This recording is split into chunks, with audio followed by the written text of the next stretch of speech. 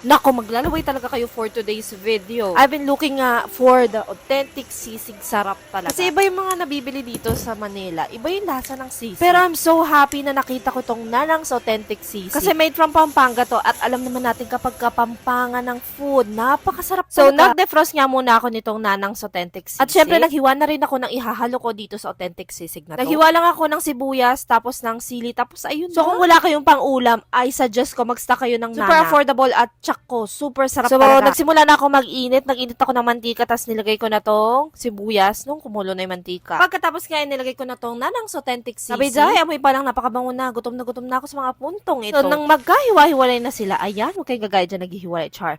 So, nung nagkahiwa-hiwalay na nga sila, nilagay ko na tong siling green. At nung feel kong luto na, ano pa ba? Tara lang. At syempre, makukumpleto ba ang sisig kung walang itlog? So, ayan, minekos-mekos ko nga lang yan habang mainit pa ito at maluto ang itlog. Grabe, masasabi ko, sulit